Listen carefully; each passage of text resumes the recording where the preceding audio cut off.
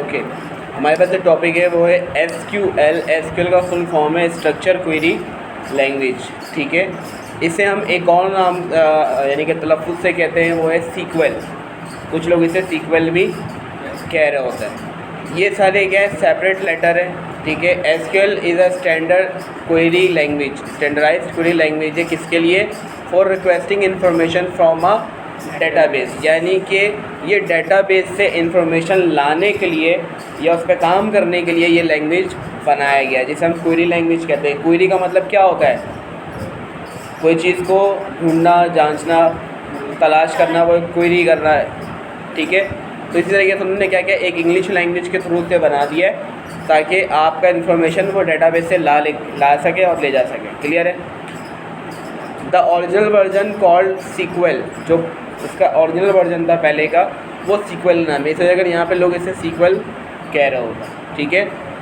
Structure English query language, क्योंकि ये language पे आप काम करोगे तो तमाम कोड इसके इंग्लिश लैंग्वेज पे ही करते हैं। जैसे एक समझ लो आप पूरा सेंटेंस इसको कमांड दे रहे हो तो वो इंग्लिश लैंग्वेज पे चल रहा होता है। वाज डिज़ाइन बाय, यानी किसने बनाया? जैसे IBM रिसर्च सेंटर ने 1974, 1947 एंड 1974 एंड 1975, 74 और 75 में बनाया। यार इंटरनेशनल बिजनेस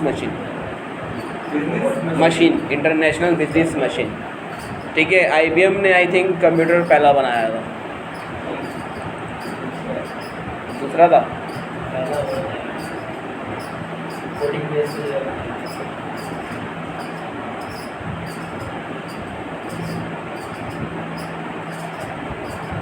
यहाँ पे नेट में नहीं है, मगर मेरा जहाँ तक ख्याल है कि IBM ने इसके ऊपर काम किया था पहले डिजिटल तौर पर, आई थिंक सो, थोड़ा बहुत जहाँ तक मुझे याद आ रहा है। और IBM यानी कि इन सब चीज़ों में आगे है, मगर अब के कंप्यूटर के लिहाज से देखा जाए तो IBM इतना आगे नहीं जाता, उसका परफॉर्मेंस वैसा नहीं है।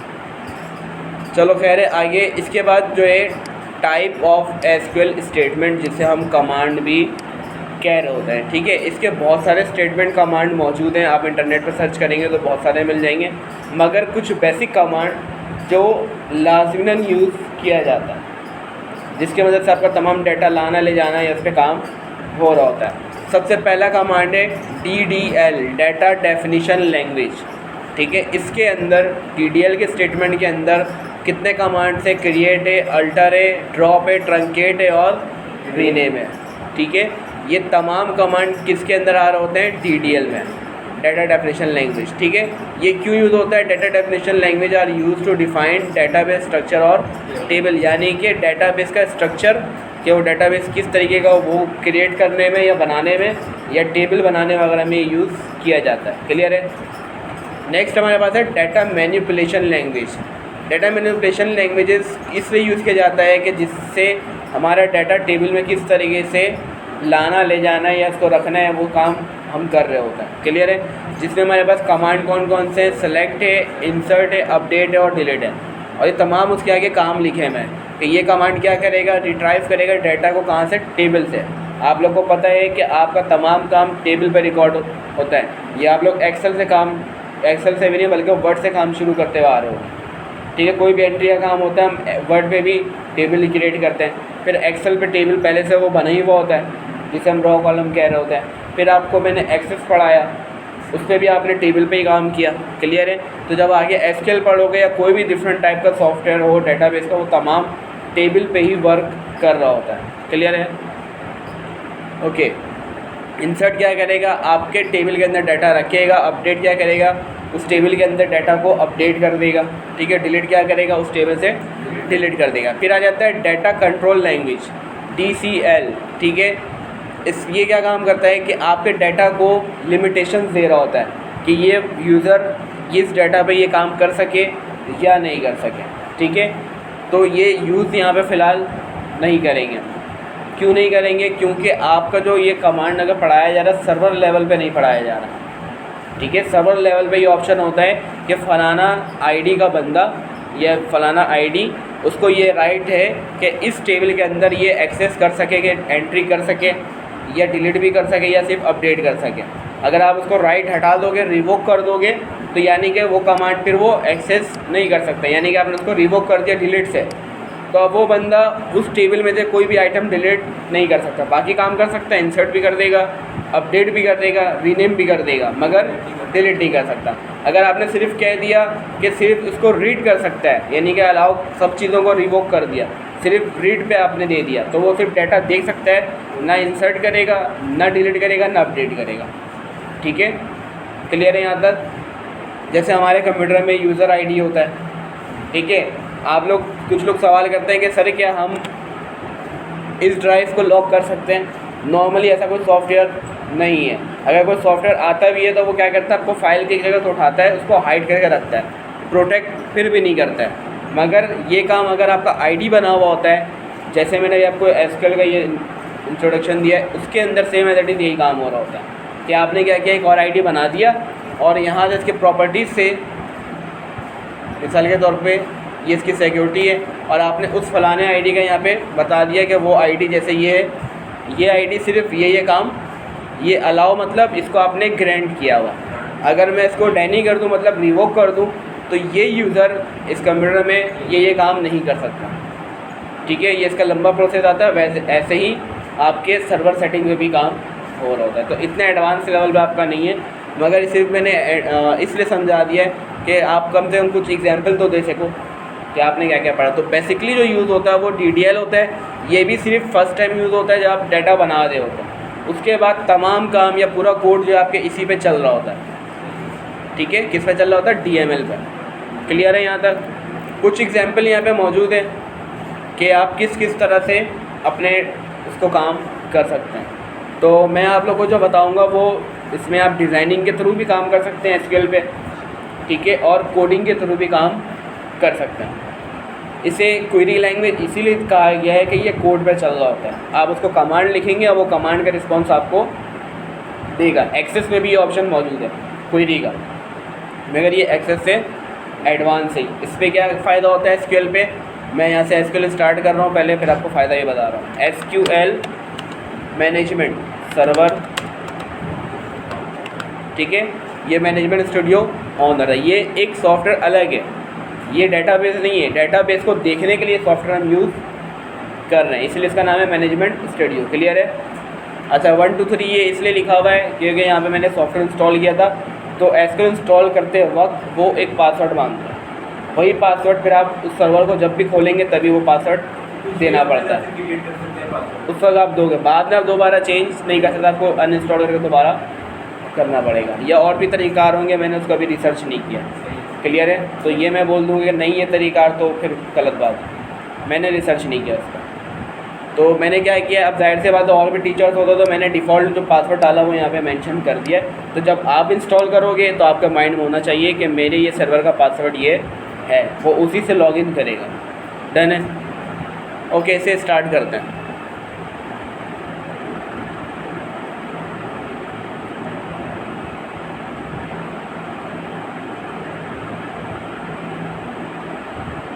तो देखो ये मेरे पास अब आपसे आईडी पूछ रहा है और आपसे जगह पूछ रहा है कि किस सर्वर पर लॉगिन करना है। अभी मैंने आपको बताया कि हमने एक्सेस पे भी काम किया डेटाबेस का, हमारे पास ये भी डेटाबेस है, दोनों में फ़र्क क्या है? एक्सेस से ही भी ये है, इसमें क्या खूबी है? खूबी ये है कि ये आपको अलाउ कर रहा होता है कि आप दूसरे कंप्यूटर के भी सर्वर को एक्सेस कर सकते हैं। इसके सर्वर को भी आप दूसरे कंप्यूटर से एक्सेस करवा सकते हैं। जैसे सिंपल एग्जांपल, सुपर मार्केट होता है, आप वहाँ पे आइटम परचेज़ करने जाते हो, आप क्या करते हो, देखते हो कि हर काउंटर पे कंप्यूटर लगा हुआ है। ये तो नहीं कि एक ही बंदा देख रहा है फिर वो जा रहा है उधर से प्राइस पूछ रहा है, बता रहा है आपको, ऐसा नहीं है।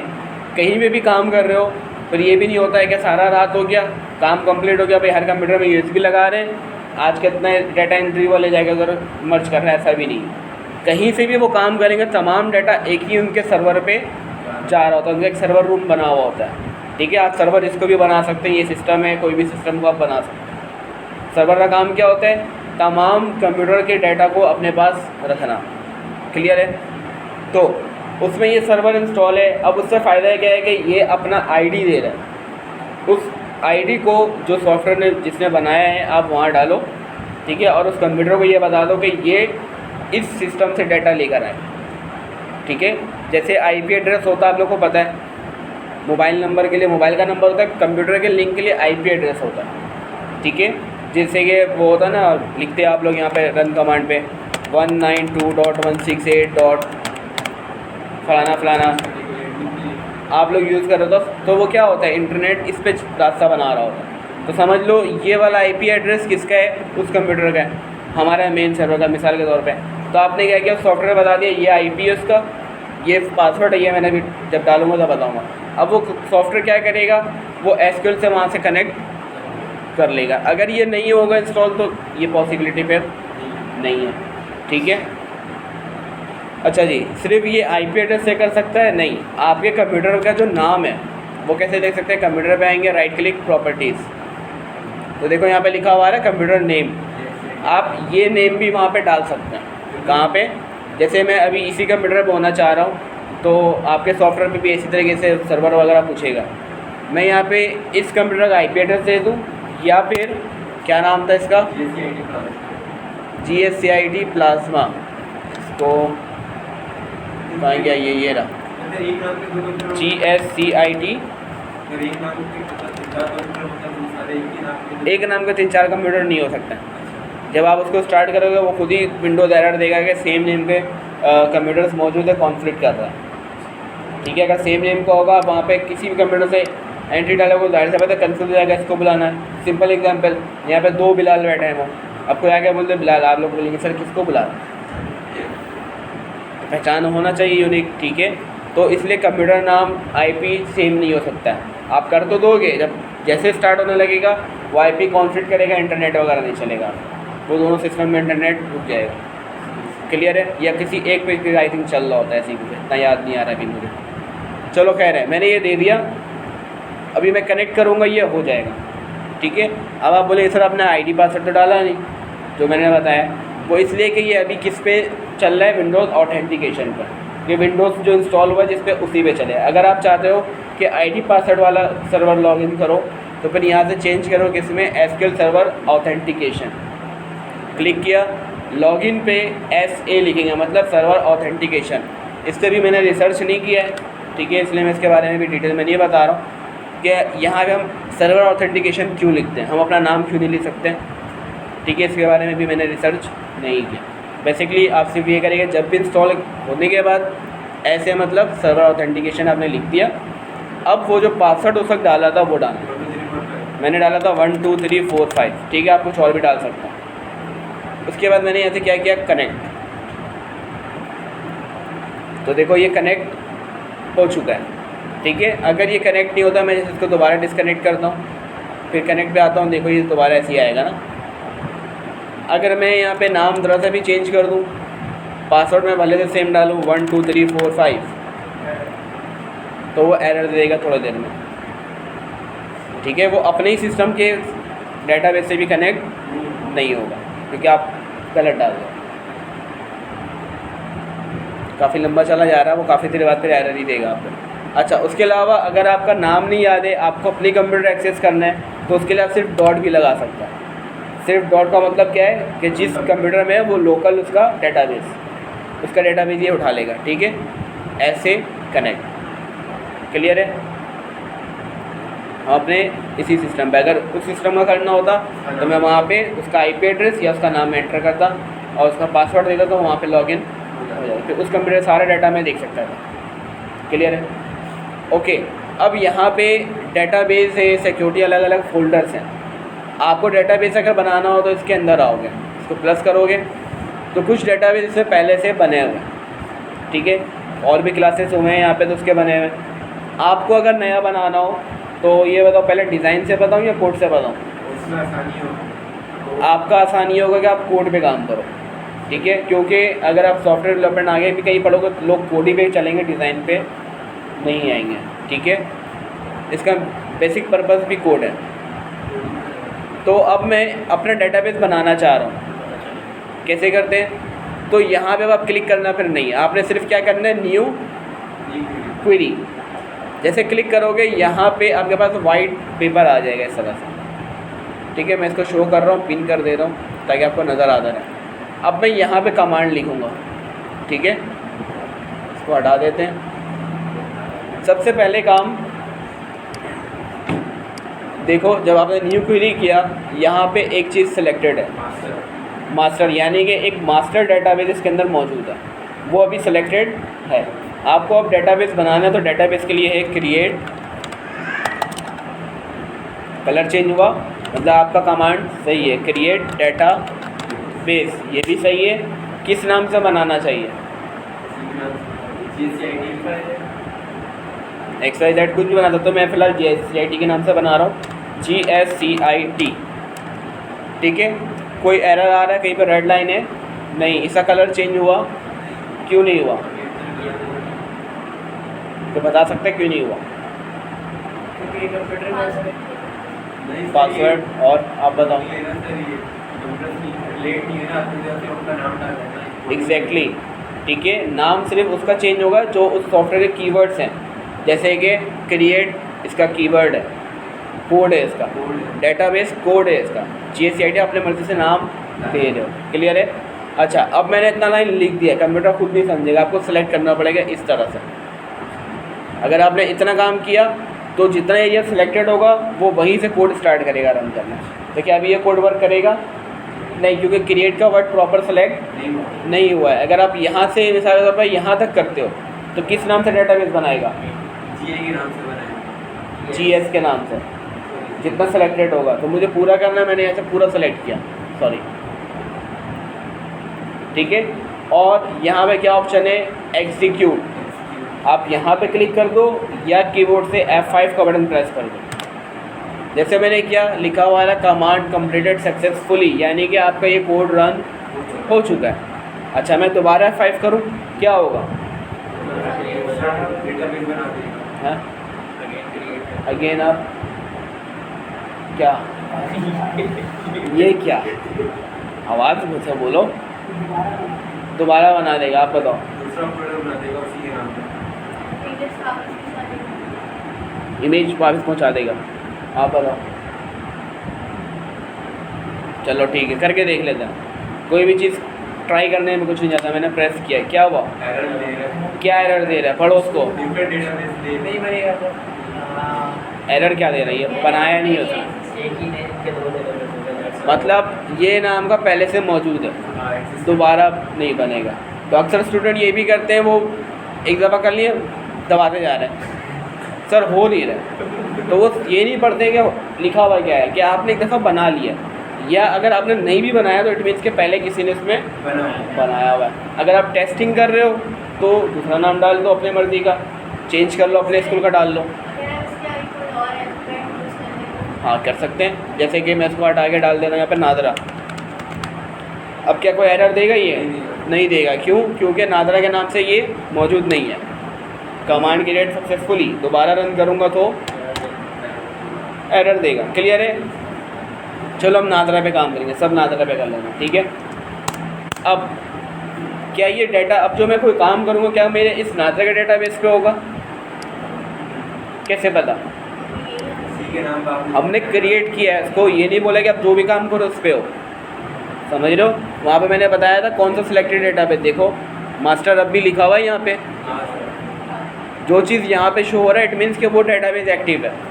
अब मुझे अपने इस नादरा को यूज़ करना है। मैंने यूज़ का वर्ड लिया, मैंने देखो बताया ना इंग्लिश वर्ड पे चल रहा है, यूज़ नादरा। वो स्पेलिंग आपको नीचे दे भी रहा होगा, आपने जो यानी कि इसका नाम डाला होगा यहाँ पे आ रहा होगा।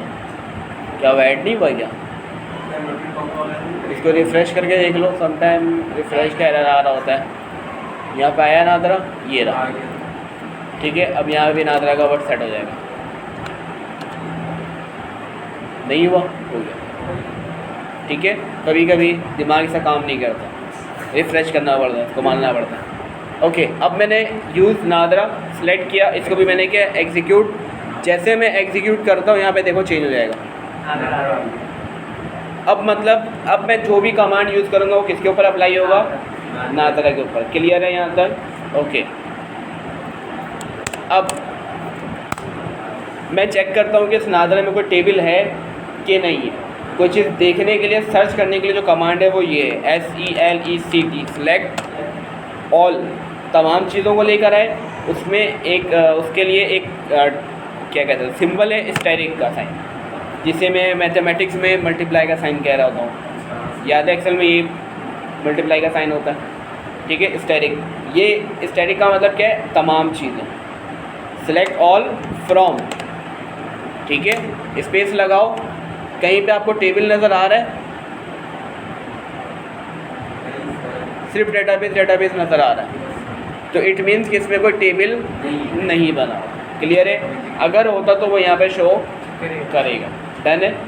तो चलो अभी मैं इसको दोबारा हटा के अब मैं पहले अपना टेबल क्रिएट कर लेता हूँ। टेबल क्रिएट करने के लिए जो किसी कीवर्ड्स हैं वो कुछ इस तरह से कहेंगे, क्रिएट, ये रहा, फिर हम टेबल का नाम देंगे। मैं आगे प्रोसेस बल्कि लिख के करवा रहा हूँ आपको। ये रहा, क्रिएट करो, कलर चेंज हो गया। टेबल का भी कलर चेंज हो गया। टेबल का नाम क्या होगा? वाह, सेम नाम अजीब लगेगा। नादरा नहीं, बल्कि इसमें दे देते हैं औरंगी, ठीक है। औरंगी का टेबल बना रहा है, औरंगी एरिया का। अब इसके बाद इसका राउंड ब्रैकेट ओपन और राउंड ब्रैकेट क्लोज, उसके नीचे किया है मैंने, ठीक है। इस राउंड ब्रैकेट के अंदर अब मैं इसको बताऊंगा इसके कॉलम, कि इस नादरा टेबल के अंदर कौन कौन से कॉलम मेरे होंगे। सबसे पहला कॉलम लाजमी आपको मैंने बताया था एक आईडी का बना लेना, जिसमें अलग अलग नंबर आ रहा, ताकि आपका कभी भी डाटा मिक्सअप ना हो। तो मैंने दे दिया फॉर एग्जांपल औरंगी, ये तो OID, ठीक है। हाँ जैसे लास्ट टाइम काम कर रहा था, नेम, फादर्स नेम, ये सब सारे एक, हाँ, इसी का पूरा उसी तरीके सेम इसी तरीके से औरंगी ID,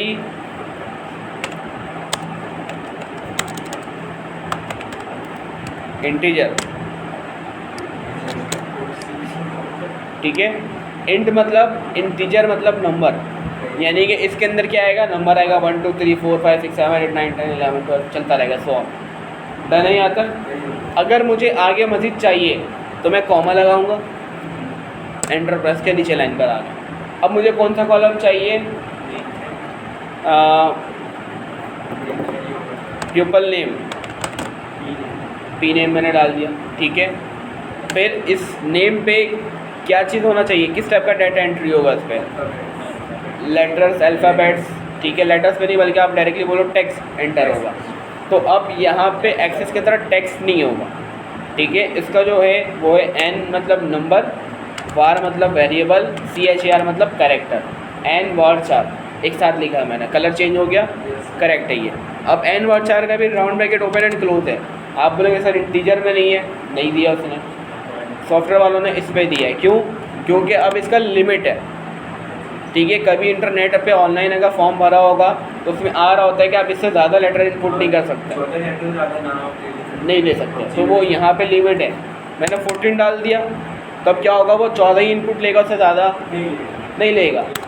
अगर मैंने मैक्स कर दिया, जितना मर्जी एंटर चाहो कर लो, ठीक है। अब अगर क्या है कि इससे आपका डेटाबेस हेवी से हेवी होगा। फजल में आप मैक्स कर दोगे तो कोई ना भी कर तो फिर भी उसके मेमोरी में उतना जगह है। क्लियर है? इसलिए आपको डाटा टाइप उसी तरीके का रखना है जिसमें आप जितना डाटा एंटर करो। आपको लिखना सिर्फ 1 2 3, तो आप उसमें बिला वजह बता दिएगा भाई वो नंबर वार्चर है, पूरा समंदर बता दिया, तो ऐसा नहीं करना। तो मैंने इसको मैक्स फ़िलहाल यहाँ पे कर दिया। मुझे आगे मज़ीद और चाहिए, फिर कॉमा लगाया। अगर नहीं चाहिए होता तो कॉमा नहीं लगाना, बात कंप्लीट। तो ये सिर्फ 2 कॉलम पे बना देगा, ठीक है। कॉमा देना पड़ेगा। अच्छा, मैं चाह रहा हूँ कि इस आईडी के बाद एक और आना चाहिए, फैमिली आईडी। एक तो औरंगी आईडी है ना, वो इसलिए कि औरंगी का जो डाटा पूरा चल रहा है वो एक सीक्वेंस नंबर अपना चलाता रहे। अब फैमिली आईडी जैसे NIC नंबर होता है ना, फैमिली नंबर, वो तो अलग अलग हो सकता है, ठीक है, कुछ भी बोल सकते हो। तो मैंने फैमिली आईडी दे दिया, ठीक है। इसमें हो सकता है कि लेटर भी है, ठीक है। फैमिली आईडी में आपने देखना कभी लेटर भी बीच में आ जाता है, 1 के बाद A आ जाएगा, F आ जाएगा, जैसे करेंसी में सीरियल नंबर होता है, ठीक है। तो आप इसमें क्या करें, फिर मैं दूंगा इसमें यही N वार 4 मैक्स नहीं दूंगा, बल्कि इसमें मैं लिमिट कर देता हूँ मैक्सिमम 15 लेटर, 14 कर देता हूँ। हमारे NIC में 14 होता है ना, 14 कर दिया तो हमारे पास 3 कॉलम हो गया, ठीक है। फिर इसके बाद P प्यूपल फादर, ठीक है, N वार 4 मैक्स, और लास्ट अब कर लेते हैं, इतना टाइम नहीं है, IP address, date of birth, people address, यार काफ़ी है इतना।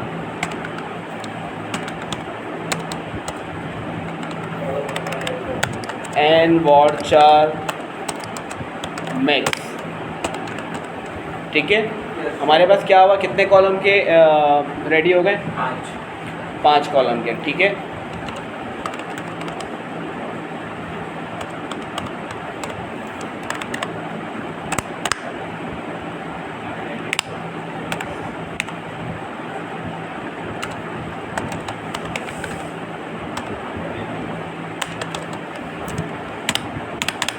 चेक कर दूँ मैं उधर, है ना। ओके, इससे मेरा कोई एरर नहीं आया, कोई भी ऑप्शन मसला नहीं किया, ठीक है। और ये जब मैंने इसको एग्जीक्यूट किया है तो मैंने आपको कोड से चेक करने का तरीका बताया था, क्या? सेलेक्ट ऑल फ्रॉम, ठीक है। कंट्रोल स्पेस दबाओगे, लिस्ट आ जाएगा।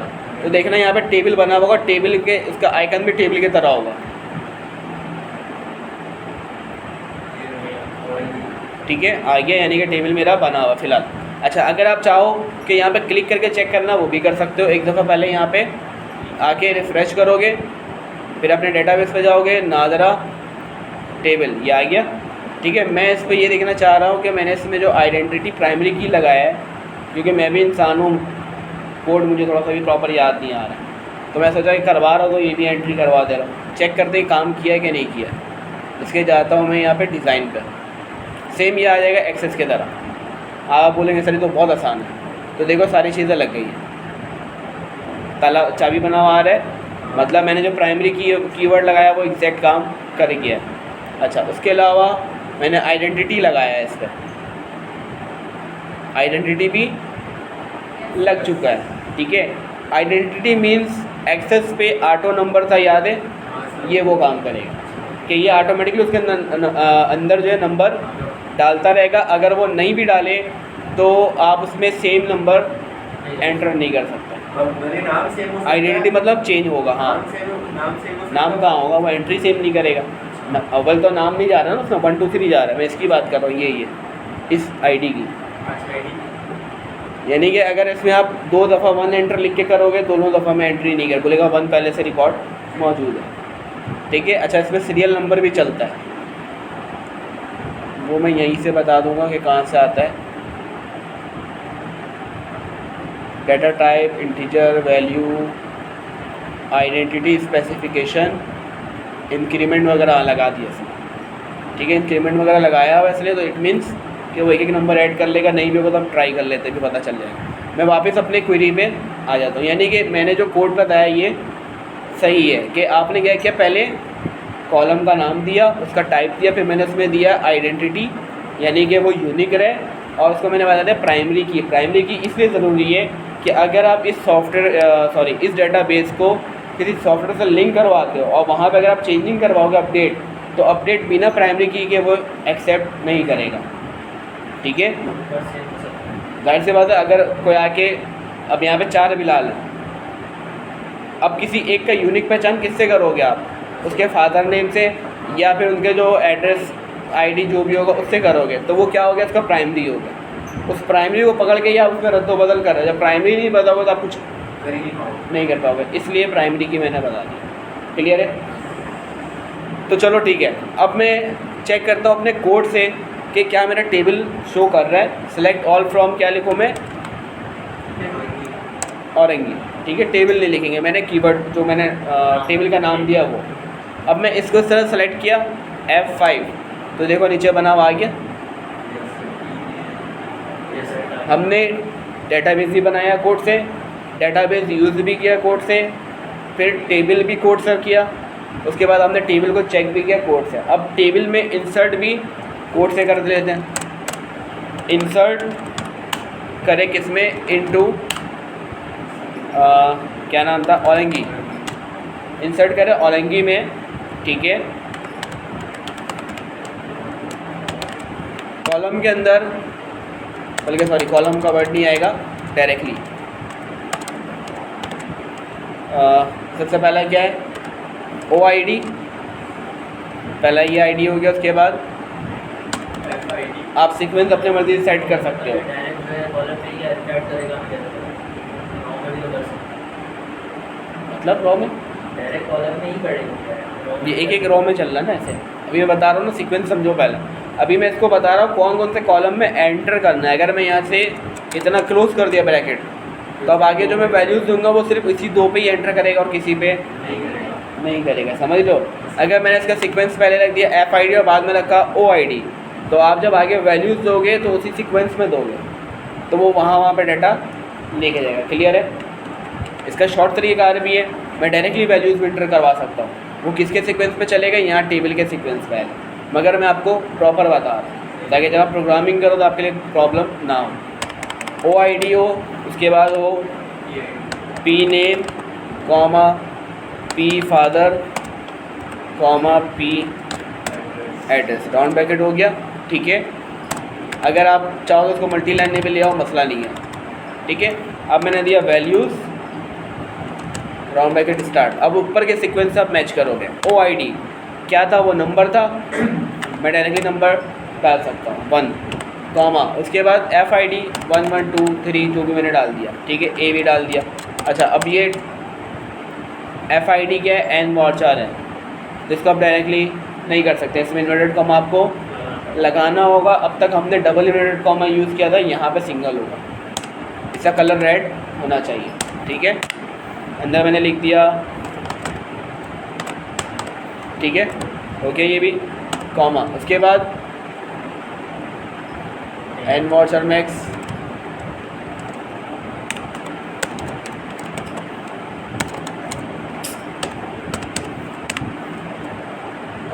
नेम है,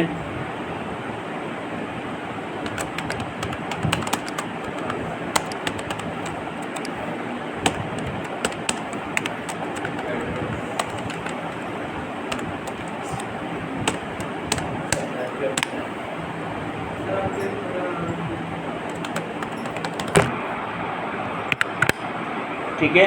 इस तरीके से मैंने इसमें काम कर दिया, मगर एक मसला आ रहा है। देखो यहाँ पे एरर दे रहा है। यहाँ पे किस जगह पे दे रहा है? इस PID के OID के रहने के जो मैंने औरंगी का ID रखा है यूनिक करने के लिए, इसमें एरर दे रहा है। क्यों? तो बता सकता है? मेरा जानता ख्याल है वो इसलिए एरर दे रहा है कि मैंने इसको बताया आइडेंटिटी कि वो नंबर खुद ही ऐड भी करे और चेंज रखे। इस वजह अगर वो कोई एंट्री यहाँ पे एक्सेप्ट आई थिंक नहीं कर रहा था, मैं इसको मिटा देता हूँ। जब यहाँ से मिटाया तो इधर भी मिटा देता है, मगर ये तब भी आ रहा है। अपना काम करें, नहीं, ये तब भी आ रहा है। आगे आ रहा है। ओह सॉरी, ये होगा वैल्यूज़, माई मिस्टेक। ठीक है, दोबारा चेक करता हूँ। माई मिस्टेक, मैंने यहाँ पे वैल्यूज़ नहीं लिखा। ठीक है, अब ट्राई करते हैं, यानी कि ये काम सही है। अब मुझे कहाँ से सिलेक्ट करना है? इंसर्ट से लेके बिल्कुल एंड तक लाना है। सिलेक्शन किया यहाँ तक, F5 एरर दे रहा है कि आइडेंटिटी कॉलम पे आप वैल्यू इंसर्ट नहीं कर सकते। ठीक है, एक्सप्लिसिट वैल्यू आ रहा है आइडेंटिटी कॉलम से। काम करते इसका वैल्यू हटा दें। ठीक है, अब चेक करते हैं दोबारा। 1 रॉ इफेक्टेड, 1 रॉ में एंट्री हो चुका। अगर मैं दोबारा भी कर दूं तो क्या होगा? हैं? क्या करेगा बताओ? करेगा कि नहीं करेगा? ये अच्छा सवाल कर लेते हैं। ऐड करता रहेगा रॉ में। 3 दफ़ा मैंने कर लिया। अब कैसे पता क्या हुआ नहीं हुआ? चेक करते हैं। सेलेक्ट, बल्कि ऊपर लिखा हुआ है ना, तो मैं बार बार कमांड क्यों लिखूँ? बेवकूफ़ी वाला काम। 3 दफ़ा आ गया। अब देखो यहाँ पे OID सीरियल वाइज चल रहा है। अब इससे फ़ायदा क्या है कि अगर मैं 3 दफ़ा गलती इंसर्ट कर भी लिया तो मैं इस OID के मदद से डिलीट कर सकता हूँ। अगर ये नहीं होता भी तो फिर आप फंस जाते। किसी एक को भी डिलीट कर दे, पूरा का पूरा डिलीट हो जाता। समझिए कॉन्सेप्ट? चलो ठीक है, हमने इंसर्ट भी कर लिया, अब डिलीट भी कर लेते हैं। Delete from Orangi. ठीक है, वेयर नहीं, हाँ वेयर कौन सा ID है? OID इज इक्वल टू क्या हो? 2, यानी कि औरंगी के टेबल में से डिलीट करो जिसका OID वो 2 हो। मैंने सेलेक्ट किया इस तरह से, F5 दोबारा यहाँ से इसको सेलेक्ट ऑल फ्रॉम, ठीक है। दो अगर डिलीट करवाना हो तो पूरा डिलीट करो। हाँ ये कर सकते हो आप, चाह रहे आप चाह रहे हो दोनों डिलीट हो जाए। एक काम करते हैं, मैं इसको ऐड कर लेता हूँ पहले, एक और ऐड कर लेते हैं, ठीक है। अब यहाँ पे मल्टीपल वैल्यूज़ को भी हम डिलीट कर सकते हैं या नहीं चेक कर लेते हैं। मैंने यहाँ पे ये लिखा हुआ है and OID is equal to 3 है और 4 है, 4 3 0 रो अफेक्टेड नहीं, कोई मसला आया होगा, चेक कर लेते हैं।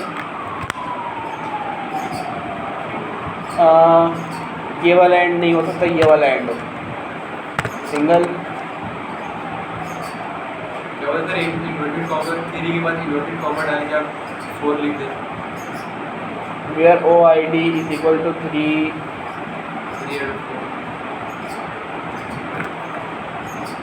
ये हो सकता है,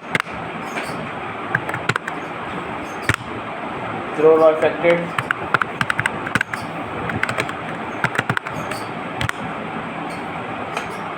नहीं सपोर्टेड नहीं कर रहा है।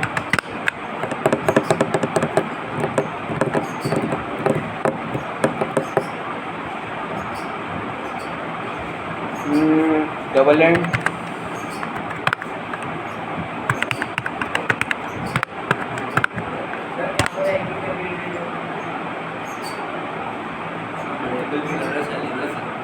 क्या, मल्टीपल भी करना चाहिए, अगर एक नहीं करना डिलीट। अगर आप चाह रहे हो मल्टीपल करना, मल्टीपल तो करता है वो, काम तो करेगा, मगर वो फिर सबके साथ कर लेगा ना। यार एंड वाला काम हमने किया है,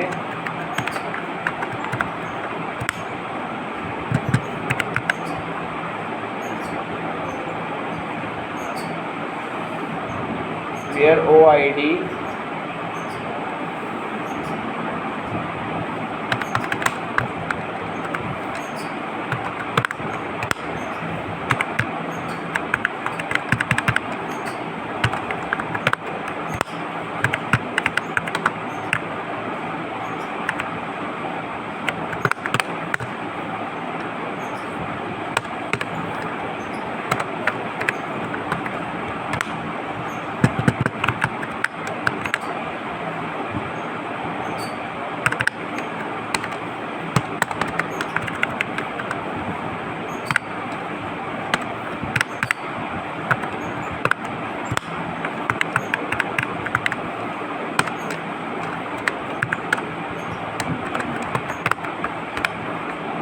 नहीं ये नहीं करता है। तो चलो अभी फ़िलहाल जो है हम इस पर काम कर रहे हैं, आगे देख लेंगे ना, फिर तो हमारा टाइम है वो अभी फ़िलहाल लॉस हो जाएगा ढूंढते में। वैसे ये एक साथ मल्टीपल काम करता है, ठीक है। हमने 3 का ID डिलीट करवा दिया, ठीक है। दोबारा डिलीट करवाना हो मैंने 4 करवा दिया, डन है। और मिसाल के तौर पे ये भी हमारे पास हो गया। वैसे आप जो कह रहे हो ना मल्टीपल काम करना, ये होता है, ये हम प्रोग्रामिंग के थ्रू भी काम कर रहे होते हैं, लूप लगा कर। क्या मुझसे बता देते हैं कि इस नंबर से लेके इस नंबर तक के तमाम चीज़ों को डिलीट कर देता हूँ, वो नंबर चलाता जाता है और वहाँ से पीछे कोड चेंज होता जाता है, उस ID से डिलीट करता जाता है, ऐसा भी होता है, ठीक है। तो यहाँ तक क्लियर है, हमने डिलीट भी कर दिया। एक और वैल्यू ऐड कर लेते हैं, ठीक है। बिलावल जरदारी सिंह, ठीक है। इसको भी मैंने इंसर्ट किया, शो करवाते हैं यहाँ से। तो आप देख सकते हैं कि यहाँ पे ऐड हो चुका है। मुझे याद आया कि सिंध नहीं करना बल्कि कराची करना, बिलावल जरदारी करना फॉर एग्जाम्पल। तो अब मुझे अपडेट करना पड़ेगा, अपडेट, ठीक है। औरंगी, ठीक है। सेट करो, क्या सेट करो, किसको चेंज करना है, इसका एड्रेस करना है, P address is equal to, अब ये टेक्स्ट है तो इन्वर्टेड कॉमा के अंदर क्या करना है, कराची। अगर अभी मैं सिर्फ रन करूँगा ना तो इस P एड्रेस के पूरे जितने भी एंट्री होंगे सबको कर देगा, ठीक है, आपने सिर्फ कॉलम का बोला। अब आप उसको कॉलम से मज़ीद स्पेसिफिक चीज़ों में जाओगे, वेयर जिसकी क्या हो ओ आई डी बराबर हो किसके, फाइल्स के। तो अब ये सिर्फ एग्जैक्ट उसी पे काम करेगा। वन बाय इफेक्टेड यहाँ पे हम सेलेक्ट करके देखते हैं क्या होगा। हमने इंसर्ट भी कर लिया, अपडेट भी कर लिया, डिलीट भी कर लिया और क्रिएट भी कर लिया, सेलेक्ट भी कर लिया, ठीक है। इसी तरीके से अब ये सेलेक्ट ऑल है। आप चाह रहे हो कि यार मुझे पूरा रिकॉर्ड नहीं चाहिए, सिर्फ मुझे एड्रेस देखना है कि कौन कौन से एड्रेस हैं यहाँ पे, तो मैं ऑल के जगह अगर मैं यहाँ पे सिर्फ लिख दूँ पी एड्रेस, तब क्या होगा, इस टेबल में सिर्फ एड्रेस शो करेगा। अगर मैं चाह रहा हूँ कि नहीं पी एड्रेस हो और कॉमा पी नेम, तो पीपल नेम सिर्फ शो करेगा। क्लियर है। और जिस सीक्वेंस आपने कॉलम रखा उसी सीक्वेंस में नीचे कॉलम दे रहा है। आपने पहले एड्रेस मालूम किया, पहले एड्रेस दिया, बाद में ये मालूम किया, बाद में। तो इसी सीक्वेंस में हमारे पास जो वहाँ पे डाटा आता है वो इसी तरीके से कोड ज़रा सा चेंज करोगे, पूरा डाटा का लुक आपका चेंज होकर आ रहा होता है, ठीक है। वो प्रोग्रामिंग में काम होता है, सारा काम इसी को होता है। हाँ, नहीं तो आप कोडिंग अभी आप कर रहे हो ना, मगर आपने एक सॉफ्टवेयर बना दिया जो बटन दबा उसके पीछे आपने एक दफ़ा कोडिंग कर दिया, अब वो बटन जब जब दबेगा वो कोड पूरा रन होता जाएगा, सिर्फ आपने टैग बॉक्स जो लिखा वो ऐड होता जाएगा, समझ रहे हो। जैसे आपने कल एक्सेस को काम किया था ना, ऐड न्यू इंसर्ट अपडेट जो किया था, तो आपने तो 2 लाइन लिखा, उससे पीछे डिटेल में इतनी काम होता है कि उसको बता दिया जाता है कि इस टेक्स्ट बॉक्स में इस जगह पे ये कॉलम पे जाके सेट करो, ठीक है। आप लोगों ने क्वेरी पे काम नहीं किया है, वो पीछे वो जो ADODC था ना, वो क्या कर रहा है कि आपके नॉर्मल कमांड को क्वेरी में कन्वर्ट करके दे रहा है, आपके लिए काम आसान कर दिया, वरना आपको ऐसे काम करना पड़ता। हाँ, किस में हाँ कोड लगाना पड़ेगा, जैसे अगर कुछ और चीज़ ऐड करना है मेरे को, हर चीज़ के लिए हाँ, एसक्यूएल में काम अगर आप खुद करोगे तो कोड पे करोगे। उसके लिए क्या कोड, इसके लिए अगर कोई चीज़ ऐड करना है, ये है ना इंसर्ट, इंसर्ट इनटू, अच्छा हाँ ठीक है। इंसर्ट का एक और शॉर्टकट तरीका है, वो ये मैं आपको बता दे रहा हूँ, तुम्हारा इंसर्ट इनटू, ठीक है, कौन सा है, औरंगी, ठीक है, values round bracket open and close. अब आप सीक्वेंस पे चलोगे, क्या क्या सीक्वेंस है आपका पहले देख लो। मैं यहाँ से कर देता हूँ, ठीक है। OID मैंने छोड़ दिया, उसके बाद मेरे पास क्या है, FID, वो भी टेक्स्ट में लिख दिया, कॉमा कॉमा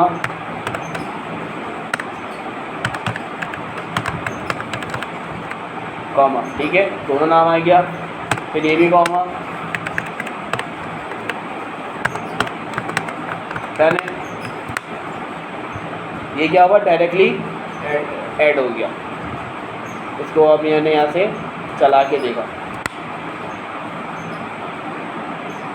ठीक है। अगर आपको कोई स्पेसिफिक कॉलम में ऐड करवाना है सिर्फ, या अपने सीक्वेंस के मुताबिक कॉलम को करके फिर एंट्री करवाना है, तो आप ये इस तरीके से कोड में पूरा कॉलम सेट करेंगे और फिर उसके वैल्यूज़ में कोड को बताएंगे। अगर आप डायरेक्ट चलाना चाह रहे हो कि जो सीक्वेंस ये दिया हुआ इसी पे, तो फिर आप इस तरीके से डायरेक्टली भी करवा सकते हैं। जो ऐड करना है डायरेक्ट लिख सकते हैं, पहले वो लिखना पड़ेगा, फिर जो ऐड करना है वो भी लिखना पड़ेगा, जहाँ ऐड करना वहाँ लिखना पड़ेगा।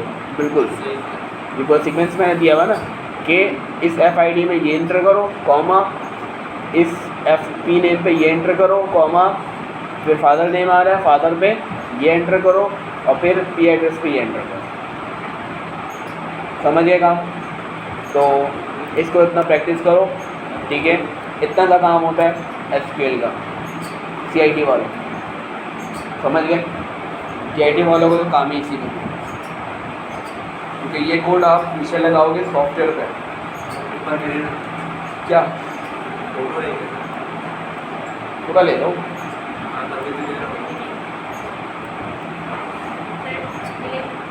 हाँ ले लिया,